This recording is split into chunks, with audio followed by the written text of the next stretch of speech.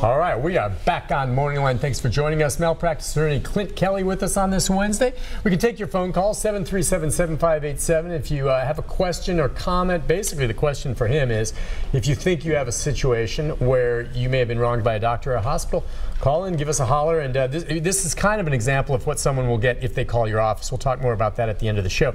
Difference is they won't talk to you immediately. Correct. But you have folks that triage the cases. Yes. Do an intake. They get the basics. All right, let's get back to the phone lines. And so we lost Lewis. If he wants to call back, we'll get to him. But we've got next up is Tricia. Good morning. Hi, Tricia. What's on your mind? Yes. I, 4 years ago, had gallbladder and hernia surgery at the same time. Mm-hmm. In that surgery, they damaged my vagus nerve, which digests your food, causes your food to go into your stomach. It took me 4 years to have a doctor diagnose me with what they call gastroparesis. Now I'm dealing with, I went from 165 pounds to I'm down to 95 pounds. Oh my goodness. So, and I have to take laxatives twice a day. The trouble I'm having is having a doctor admit to what happened in the surgery. I was completely healthy before any of this, and I went from doctor to doctor to doctor trying to get a diagnosis of what was wrong with me, because I knew something was wrong with me. And all of them just kept saying that it was in my head, that sometimes after gallbladder surgery, the way that you eat is different. So I just kind of need to know what my next step could be.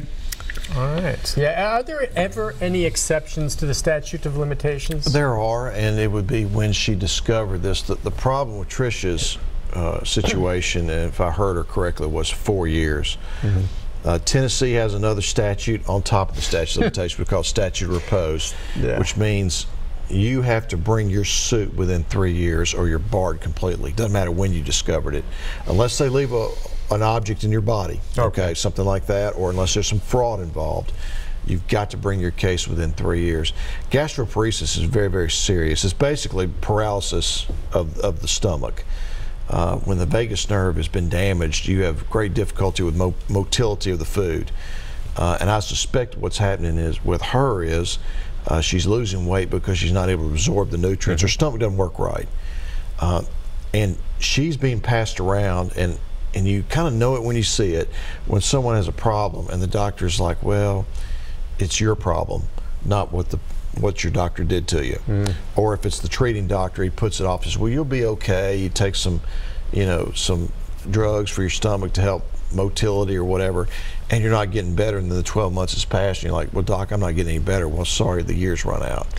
So I just use Tricia as an example. If you think that something's gone wrong during surgery or you're having problems getting better, just pick up the phone and call me or another malpractice lawyer, because the call is free and it can make the difference between you having a case or in Tricia's situation. I don't think she's going to have one because I think the time's run out on her. Could she have had one? Possibly, yeah. Damage to the vagus nerve. Although it's a risk of the procedure, it's like operating in London and damaging somebody in Paris. You know what I mean? It's a much tougher case to defend, because yes, it is a risk, but it's a small risk. And if you're watching what you're doing, you should not damage the vagus nerve. I see. Gosh, I hate that for her in this situation. She really, can you think, aside from litigation now, is there any recourse for her? I guess if she found that something was done wrong, she could file a complaint with the State Board of Medical Examiners against the doctor. You know what that is, Nick? It's a big whoopee. Yeah. Yes.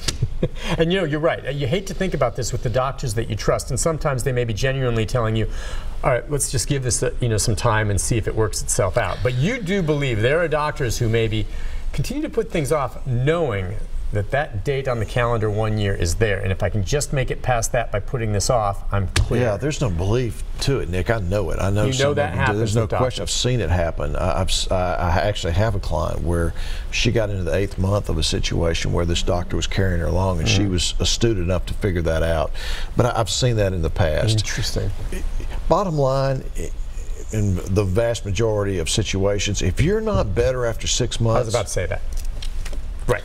I'll give the doctor the 6-month window there, and I know there could be exceptions to that. But if at 6 months I'm still having problems, and he's saying let's wait some more, or she's saying let's wait some more, I'm calling you. Or if the patient has a gut instinct, I need to get a second opinion, that's when you pick up the phone and call me or call another lawyer if you're not better. And I mean, if you've been seriously hurt, that's when you call. Okay. Let's go next up on the line is Lewis. Good morning to you, Lewis. Yeah, I was calling about, it's been over 5 years, but I was saying this lung doctor, and he told me there wasn't nothing wrong with my lungs. I said it was in my throat. So I went to this doctor. He's got a clinic off a Harding place. You may know it. And anyway, he said, it's not your throat. He said, you need to go to St. Thomas. I had third-stage lung cancer and pneumonia. Wow. And that doctor I was saying, he had done well. It's been just a little over 5 years. So I got on the telephone to the woman that sells insurance, like on TV, signal help, praying stuff. It didn't take her 2 minutes to run him down. He's on the other side of New York now. And she said, boy, he's got a bad headache, jumping from state to state about every 3 or 4 years. I was wondering if there's anybody I could call to check this man out and stop him from doing people like this.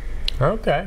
Thank you for your call, and I'm sorry you went through that. Yeah. Now, it sounds like a misdiagnosis, and based on what he's saying, it sounds like doctors sometimes miss things. This guy sounds like he was incompetent. You start seeing a doctor bouncing around from state to state, that's all you need to know, because that's what happens when they are incompetent. That's when they leave the state. They're basically told by the hospital and by their peers, if you don't sue us and you don't take any action adverse to us, we won't write a bad reference for you. And so those people will leave the state, and then they'll commit malpractice in the next state, and they'll just bounce around. And there's really no good paper trail to detect these people. And there was actually, I think, a news report on 60 Minutes a few years ago. They called him the Angel of Death, which was this nurse who was killing people.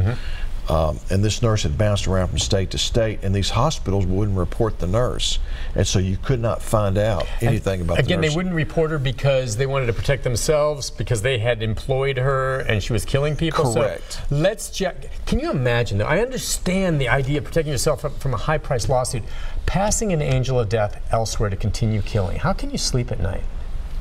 You tell me. I mean, I know money, and that's ridiculous. That just makes me sick. Yeah. I wanted to ask you this. Do you still see issues with some of these, not so much fertility clinics, but the clinics for erection dysfunction and all that kind? I have not seen, I know we did. I have not seen one of those cases lately, and maybe they squared up, Well, what was the issue was they were popping up, and you saw some cases where they were injecting stuff directly into guys' genitals or whatever. And they are injecting a drug that constricts blood vessels. Well, tell them about the story we did. Yeah, this was a man who went to an erection clinic, that's what I call it, or sex clinic, because he had erectile dysfunction. And rather than putting the guy on Viagra or Cialis, they prescribe a drug that is injected with like a diabetic needle, a little tiny needle, and you inject it into the penis, and it causes an instant erection, because basically it prevents blood from coming out of the penis once you get an erection. Just constricts it and Correct. holds it, yeah. So just imagine tying a string around the top of your finger. Yeah. The problem is, after you've had an orgasm, it doesn't, what they call detumesce, it doesn't relax, and so it could stay like this for 2 hours, 3 hours. In my client's case, it stayed like that for 48 hours. And the problem with an erection that lasts 48 hours, people think, well, that's just funny, cute. No, it's not, because once blood gets in there and congeals, it damages the structure of the penis. You can't get erect anymore. He had the worst case scenario. What happened? It was terrible. Yeah, he was impotent. He lost? Yeah. No, we resolved the case. Oh, I know. I mean, he lost the use. Yes, he's impotent, Nick. And you won the case. Yeah, 42 years old, and he's completely impotent because of what happened to him. And he wasn't even told this was a risk of the procedure. Yeah. And people think, well, God, I'd never take a shot and stick myself. You'd be surprised what men will do, particularly if they have a younger girlfriend.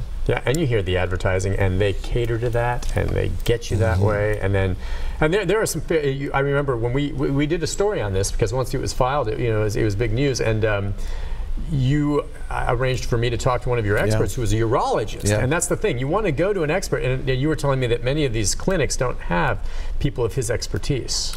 Correct. And what people don't know also is this is a mainstay in pornography, because they wonder how these guys last so long. A lot of those guys inject themselves. Really? Yeah. And they're taking a risk every time they do. They may become impotent. All right, let's go next to Wayne. Hello, Wayne. Good morning to you. Hi, Wayne. Hello. Hey, how can we help? Good morning. How you doing? Good. Yeah, I got two questions. Okay. I'm a veteran of the United States Air Force, and I know the VA tries to help and do what they can, but they have a waiting process that you have to go through a primary care doctor that gives you 10 minutes and 6 months to hear what you need, and then they say, well, you have to wait for a letter in the mail so we can have them referrals. And I'm going, well, I'm here right now. Why can't we, take care of it now? Sure. Well, to give you an idea, I had a melanoma on my back that it took 2 years to get a primary care to listen to me.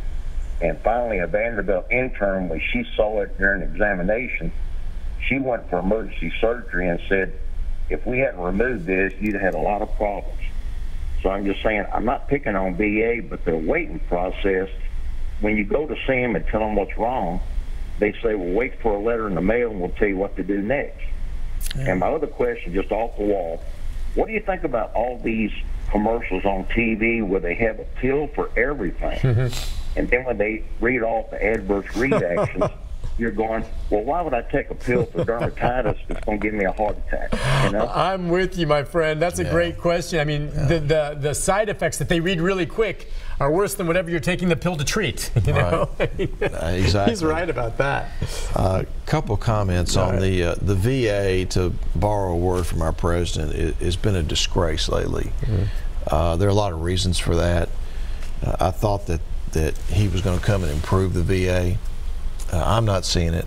I've had a couple of cases, and it's the same scenario. It's either long wait times or poor follow-up, and it really is a shame that our veterans have to go through that.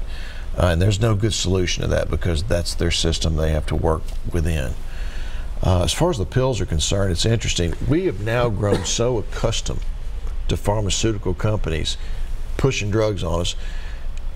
A lot of us don't even listen to the side effects anymore. Nope. And they actually construct the commercial in such a way you hear the great things about the drug, and then they hit the side effects at the end. Well, by that time, you're already sold on the drug if that's what you need. And it's read really fast. And correct. And the reason it's read, the Federal Trade Commission requires that. It's still a law. They have to give the major side effects so they don't get sued for misleading. But truth be told, we don't listen to a lot of those side effects anymore. I mean, when you start hearing about oily stools and things like that, you're like, God, why would I ever take this? But you hear, this thing's going to make me jump and run, and you see dogs flying in the air, and kitties smiling and everything. You think, I got to have some of that myself, And then you tune out the side effects again. You're exactly right. But I'll tell you, he pays attention. I'm with you on that. Listen, we'll take a break, and that kind of leads us to something we'll talk about when we get back. We can take more calls as well, 737-7587. But a lot of these medicines and some of the treatments can lead to class action lawsuits, which I know you're involved with some of those as well. So we'll be back with more right after this.